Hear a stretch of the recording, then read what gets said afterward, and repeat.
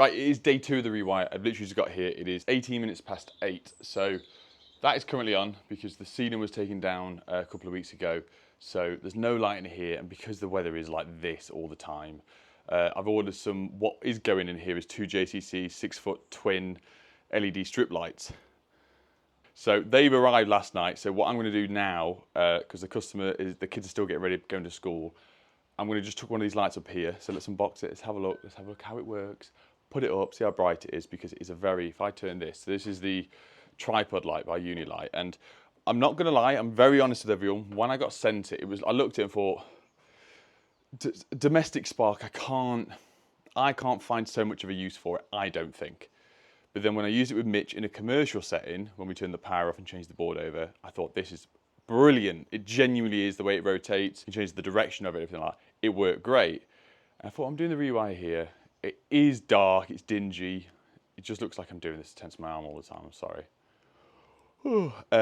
Anyway, but I brought it, and so far so good. It is great, because the plan is, as and when I'm doing the board, because the garage door will be shut and the power will be off here, my 360 MTB 10,000 lights, the dome ones, are perfect for lofts because we can hang them up. But when I'm doing stuff like this and changing this board over in a bit, there's no real space to put this. But there is with this. So let me get these lights out and have a look. 2 things. A lot of people ask me constantly, where's this top? Well, 3 things. Where's this top from? This is a Snickers top. It's just a high-vis one. I bought it ages ago. It's the same thing with the Snickers jacket that looks like this, which has got that. That's also Snickers.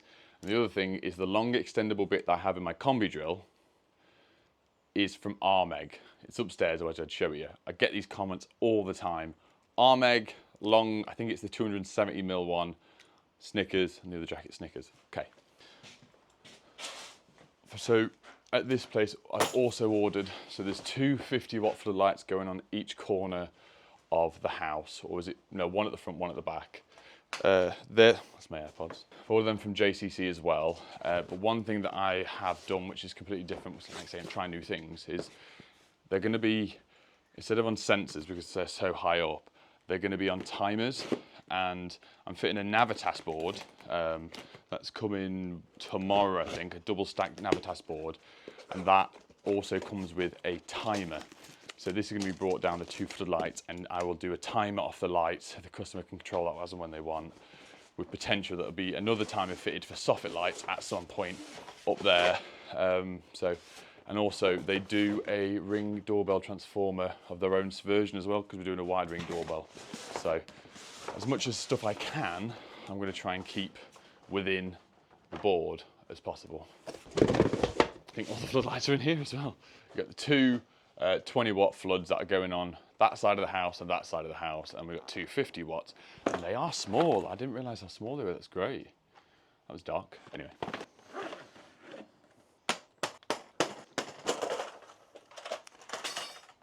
Oh, bag of bits just fell out. Base, light, that is all enclosed now. So as and when, back in the day, you would have the tray that would sit in this, and then the lid that will clip over the top. And this is all built in now. All the different slots in there, so if you can fit emergency stuff, it's like a plug and play system, so you can just modulise it. Oh, wow. Write that down. So my little combi is upstairs. Because, I mean, this was destined and made purposely for the EV chargers. Cool, let's do this with one hand.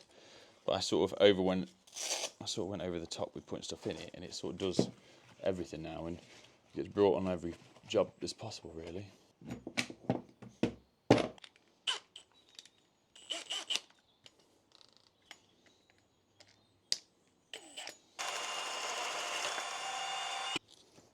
Obviously this is going up temporarily.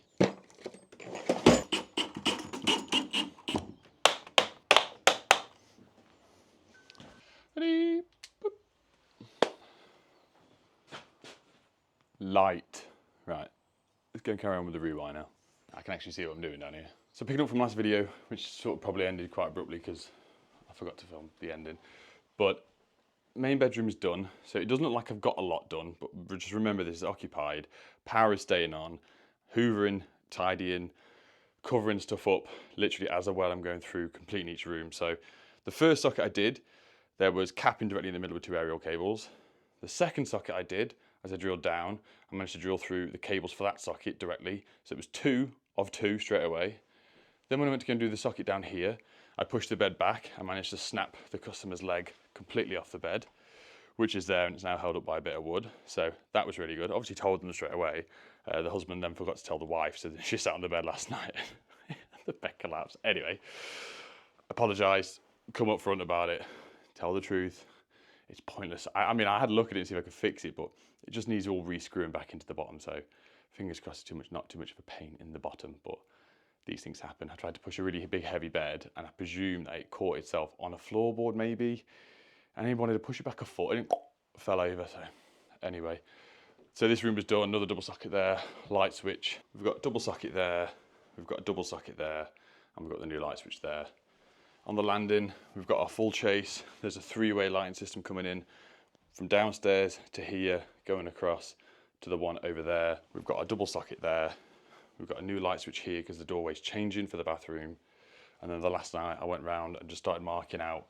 It started getting a bit late. I got home about 7:15. So I'm gonna get this stuff chased. What I'm gonna show you guys in a bit is I was gonna bring the cables to go up into the loft. So we've got loft power, upstairs lighting, smoke alarm interlinked, outside floodlights, a new feed for more soffit lights in the future, and we've got data. So I was thinking, a good chunk of cables. I don't really want to bury them and try and hide it within the zones of a switch. I'm going to put them in here, but this is being pushed through to the doorway and this being blocked up, hence why the switch is moving. So this will never change because the soil stack is always going to have to be here. So I spoke to the customer, yes, can run them up here. I'm going to try and find access because the best thing for me is just through there, down, is the fuse boards, the garage. So if I can bring it through and up, and then also once I've run all the cables, leave a fish in there as well. I get some rope or some blue twine or something and label it up fish. For myself in the future for other sparks. But there's been 19,000 layers of paint on this. So in a little bit, I'm gonna heat gun, blow this off, take the screws out and see what space we've got in there, whether or not we put some trunking, some all-round bands, some cable clips, whatever, away from the soil stack. But equally, it's never gonna get drilled or messed with. I'm still trying to get over what I said. We are done and dusted, tidied up everywhere. So that's all the chasing done upstairs. It's just gone 11 o'clock on day 2. But downstairs is gonna be easy because we're not doing the kitchen, we're not doing the dining room. There's only a couple of sockets. So for a rewire, normally we would cover all corners for bedrooms. And I did say this to the customers and they were like, no, 2 is enough. So I've only had a handful of things to do in and around each room. Like I say, the longest thing is tidying everything and keeping it clean and keeping it sheeted. This is the first time the loft hatch has been open. The customer hasn't been up here. Like I said, they've only been in 2 weeks. And the previous owner obviously kept every single roll or offcut of carpet for the past 600 years. And wallpaper. That's the extension lead, which is the light. And then down there, I've gone for a big walk. You've got mustard coloured carpet there, and it goes all the way down there. It is going to make my life more difficult because we've got the eaves are in, we've got massive wooden beams here and here, which means I can't access lights this side or the side behind you, but we can just rod it up, clip it. There's an absolute gorgeous, like you say, massive piece of wood that we can clip stuff down where someone's just laid stuff over before. So the soil stack is just over there. So now it is time to do it, but rewiring it upstairs shouldn't be too much of an issue because of the cable stapler, because of the wood, and because it isn't hot. It's the 1st of October today, and the temperature is cold outside and raining, which means lofts are lovely to work in. So let's use the heat gun. Let's go and see if I can actually do something I said I'm going to do. That flicked straight in my eye. I actually have a go with the heat gun though. That seemed like a bit of an anti-climax for you guys. Sorry about that.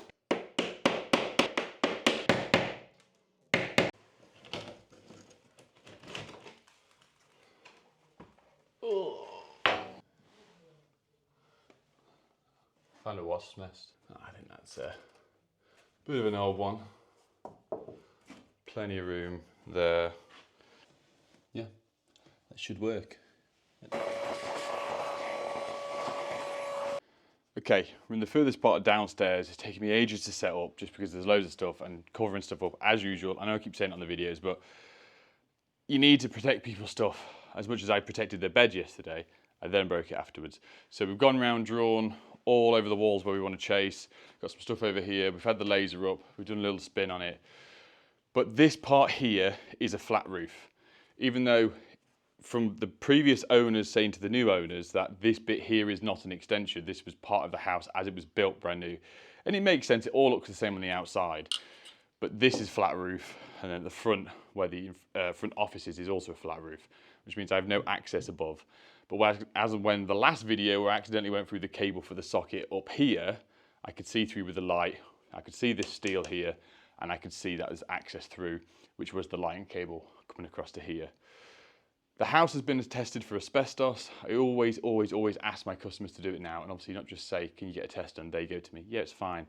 The report was always sent over to me. If there's no Artex, all of this stuff you can see on the ceiling here, this is all wallpaper. So what I'm gonna do, so what I've done off camera, so we took the light fitting down because I couldn't, even though my magnets are strong, I couldn't find which way the joists go. Theoretically, logically, they go this way because of the size. So I fed the rod like this through until I hit this joist, and then marked it here, and then found out the thickness of this joist, and then rod it back this way to here and here. But what I've got to do, everything that's going on this side is accessible. Everything on this side isn't. There's one double socket down on the floor down here. A double socket going in this stud work, which can easily be done from the other side if we wanted to.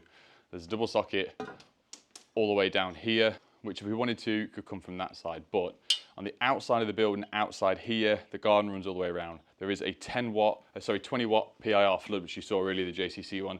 So I have to get a cable over to there. There's two double sockets on this side here, which is gonna be a media wall situation down below there, where they're all marked out. But there's no other sockets in this corner. So spirit level, 6 foot on the ceiling like this. I'll get the laser out to make sure I'm in line. I'm gonna go sort of pencil mark some of the joists, and I'll explain why in a second. Draw down that, we're then gonna multi-tool as and what we need all the way down, holding the hoover with that, bringing it down. And the reason I wanna mark the joists out to roughly where they are is so when it comes to, let's say here, I can cut that already, pre-cut.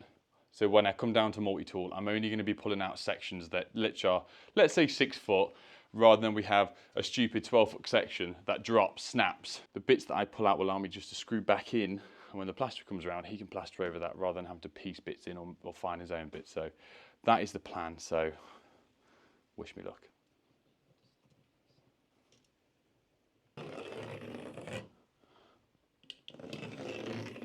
So we're going up 1, 2, 3, 4, 5, yeah, you know how to count up. These crosses here are a good guess from this previous one. I managed to get, where the hell are the magnets gone?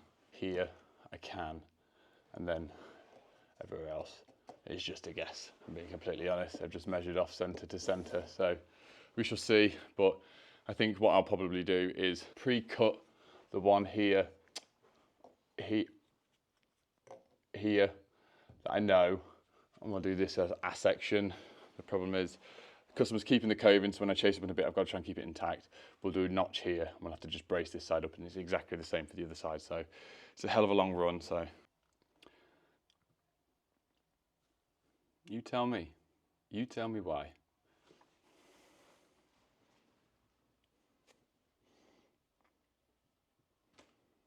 It's all going great, happy, hunky-dory, and then I hit this one, and I got covered in stuff. So any more shaking or momentum is just going to pour this out. And I hope to God it's just one trough, and it's not the rest of them, because so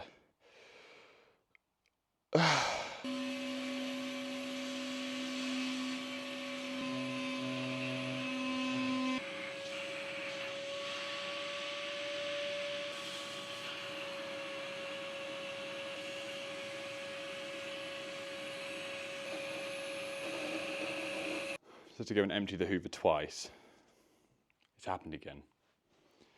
So the best and easiest way is a bucket and a scoop.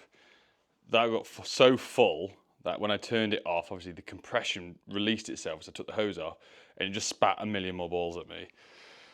That one happened.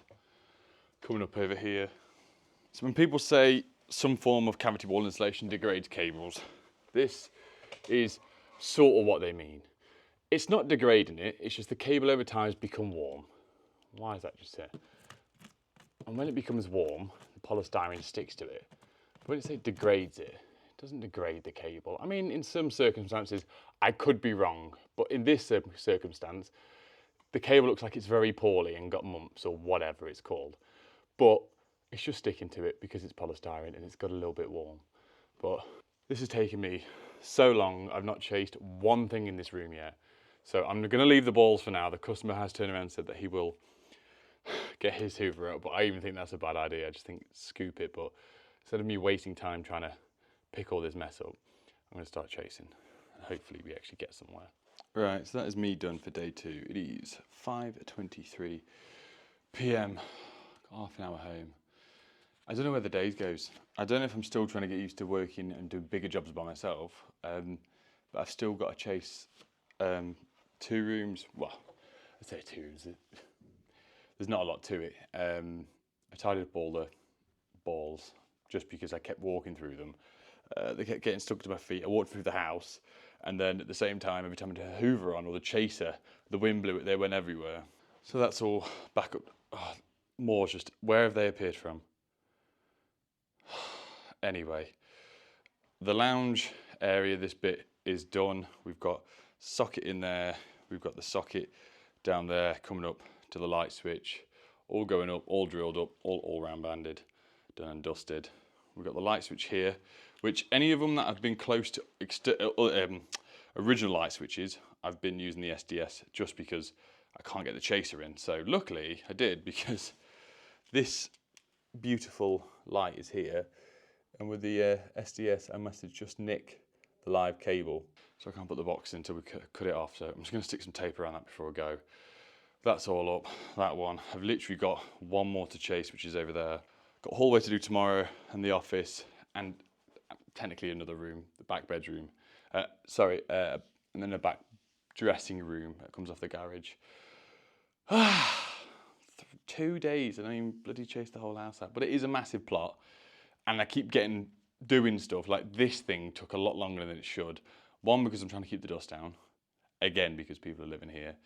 And obviously all them balls falling out of the roof and everything needs to be hunky-dory. But annoyingly, I have hoovered and tidied, and I still need to go and cut holes in all the beams. So we shall see.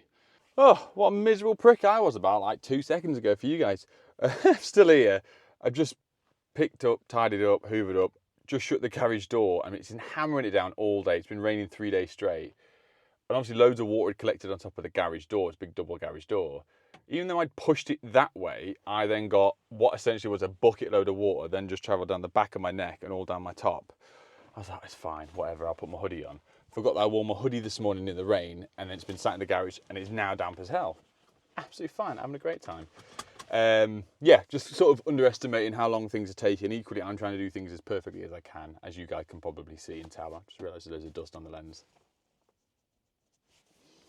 And it's still there. So, yeah, I will keep recording every day. Hopefully they're all right and there's something decent and everyone could learn something from one video. But we should get the rest of the chasing done tomorrow, and we're going to start picking floorboards up, figuring out runs, and I'm going to speak to a mate of mine about the access points, because originally I was just going to get what is a TP-Link access point, doing PoE from the garage, but they're having 3. So I want to try and figure out if there's a switch that does PoE output to just run the data as 2, rather than running 3 individual PoE injectors in the garage using 3 plugs, or if I can use a switch, or if he has a recommendation of to do like 3 same make mesh system. I don't know. I don't really do internet, so I'll figure out from him. Anyway, thank you very much for watching. Love you, bye. I don't know why I did whatever.